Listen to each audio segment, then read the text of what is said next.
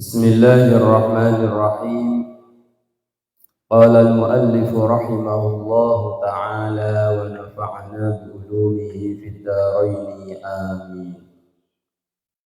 Qala al-muallif rahimahullahu ta'ala wa nafa'ana bi ulumihi fid dharain amin.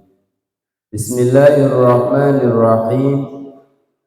Wala haula lan ora ono daya saking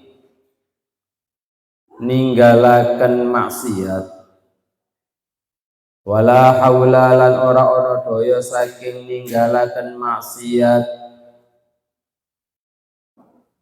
Wala quwata lan ora ono kekuatan ing ngatasi ngelakoni taat. Wala quwata lan ora ono kekuatan ing ngatasi ngelakoni taat illa billahi kejaba iku kelawan pitulunge Allah. Illa billahi kejaba iku kelawan pitulunge Allah. Al-Ali kang maha luhur, Al-Ali kang maha luhur, Al-Azimi kang maha agung. Al-Ali kang maha luhur, Al-Azimi kang maha agung. Setelah muallif membaca basmalah di awal kitab, kemudian membaca hamdalah, lalu sholawat kepada baginda Rasulullah Muhammad sallallahu alaihi wasallam. Kemudian muallif sebagai sadar diri dengan penuh kesadaran bahwa muallif atau yang menulis kitab ini tidak akan mampu meninggalkan segala bentuk kemaksiatan, tidak akan mampu meninggalkan kemaksiatan-kemaksiatan, dan juga tidak ada kekuatan untuk melakukan ketaatan, kecuali semuanya itu adalah atas pertolongan Allah Subhanahu wa ta'ala. Kita juga seperti itu, selalu menyandarkan semua urusan kita kepada Allah Subhanahu wa ta'ala. Karena kita bisa menjauhi maksiat, itu karena kita dijauhkan oleh Allah dari maksiat tersebut. Kita bisa melakukan ketaatan pula, itu atas pertolongan Allah yang telah memberikan kekuatan kepada kita, memberikan taufik kepada kita, sehingga kita bisa melakukan ibadah-ibadah, kebaikan-kebaikan atau ketaatan-ketaatan. Jadi la haula wala quwata illa billahil aliyyil azim. Kemudian bacaan hauqala ini dalam satu hadis sebutkan man qala kulla yaumin la haula wala quwata illa billahil aliyyil azim mi'ata marrah lam yusibhu faqrun abada. Dalam satu hadis disebutkan siapa yang membaca hauqala ini, membaca la haula wala quwata illa billahil aliyyil azim setiap hari dengan bilangan 100 kali, maka dia tidak akan sampai tertimpa kefakiran, kehidupannya tidak akan mengalami kekurangan sampai minta-minta. Makanya doa atau wirid yang diajarkan oleh baginda Rasulullah Muhammad sallallahu alaihi wasallam ini, bacaan hauqala ini, mari kita istiqomahkan, mari kita rutinkan setiap hari. Kalau saya dapat ijazah dari guru-guru saya itu bacanya habis asa, sekalipun di dalam hadis ini tidak dijelaskan kapan waktu membacanya itu tidak dijelaskan. Tapi ijazah yang saya peroleh itu dibaca setelah asar, membaca apa? La haula wala quwata illa billah. Jadi membaca la haula wala quwata illa billah sebanyak 99 kali. Kemudian hitungan yang ke-100 itu la haula wala quwata illa billahil aliyyil azim. Itu sampean baca terus ya. Sampean baca, sampean yang baca di sini, kalian yang baca di sini di pondok, nanti orang tua kalian yang diberikan lancar rezekinya. Kalau orang tua selaku ATM kalian ya, rezekinya lancar, hasil panennya mendapatkan banyak, pekerjaannya semakin lancar, otomatis anaknya yang di pesantren juga akan ditambah uang jajannya, kan seperti itu. Makanya jangan lupa setiap selesai sholat asar, waktunya sampai sebelum maghrib baca la haula wala quwata illa billah, la haula wala quwata illa billah, la haula wala quwata illa billah. Nanti pada hitungan yang ke-100 membaca la haula wala quwata illa billahil aliyyil azim. Itu dicatat. Paham ya? Jadi hitungan 1 sampai 99 bacanya la haula wala quwata illa billah. Lalu pada hitungan yang ke-100 la haula wala quwata illa billahil aliyyil azim. Ini doa yang diajarkan oleh baginda Rasulullah Muhammad sallallahu alaihi wasallam yang disebutkan man qala kulla yaumin la haula wala quwata illa billahil aliyyil azim mi'ata marrah lam yusibhu faqrun abadan. Itu tadi.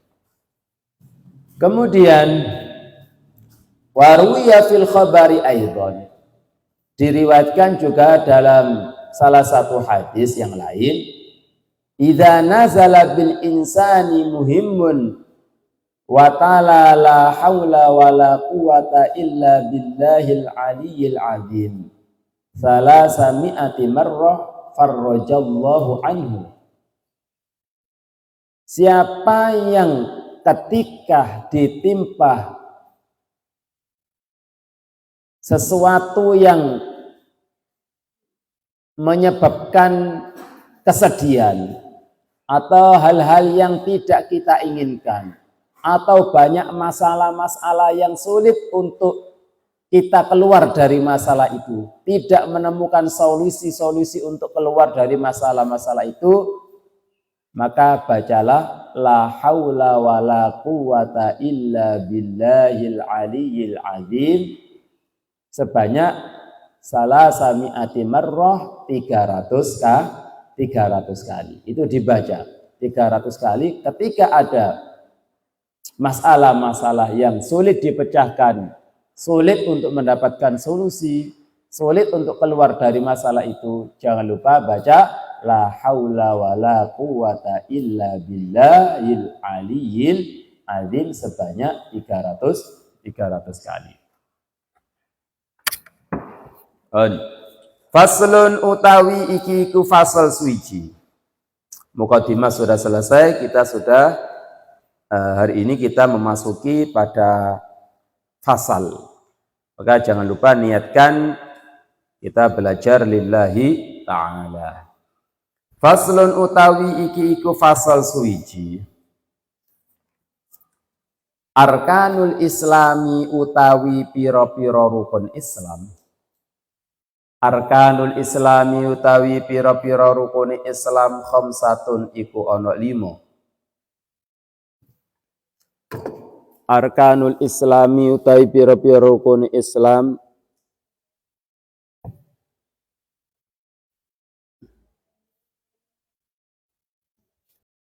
rukun Islam khamsatun iku ana 5. Syahadatu alla ilaha illallah rupane nyekseni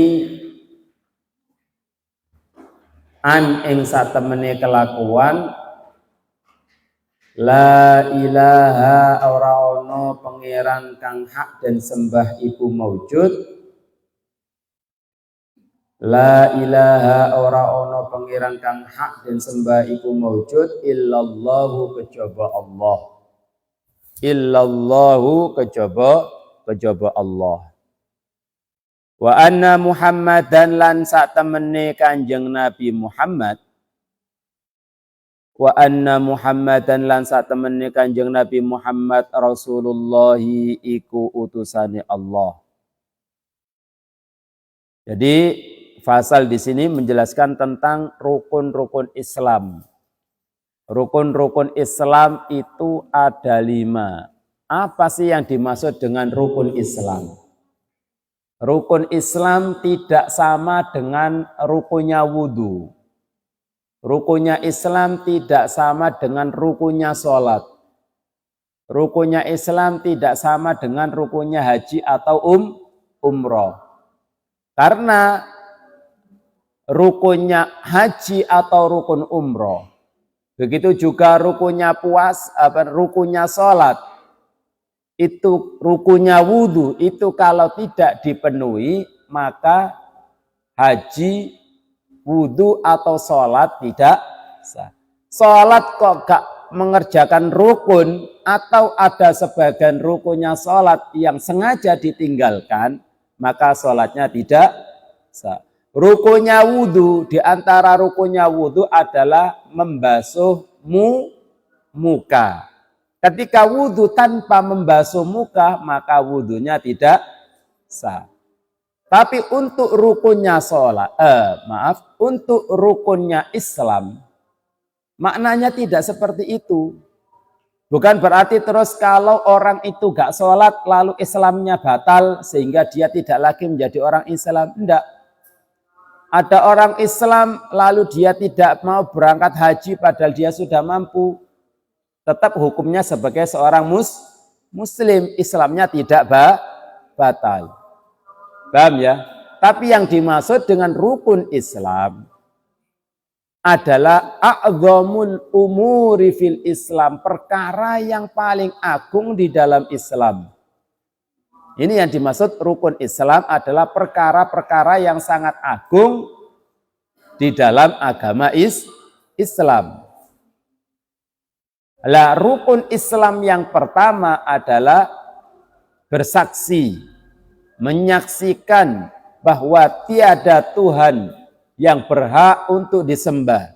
Tiada Tuhan yang berhak untuk mendapatkan puncak ketundukan kecuali Allah Subhanahu wa ta'ala. Allah lah satu-satunya Tuhan yang berhak mendapatkan puncak ketundukan dari kita selaku hambanya. Dan tidak ada Tuhan lain yang berhak untuk mendapatkan keagungan, puncak keagungan semacam itu dari makhluknya. Kemudian di samping beriman kepada Allah Subhanahu wa ta'ala, juga beriman kepada baginda Rasulullah Muhammad sallallahu alaihi wasallam. Jadi baginda Rasulullah Muhammad sallallahu alaihi wasallam adalah utusan Allah.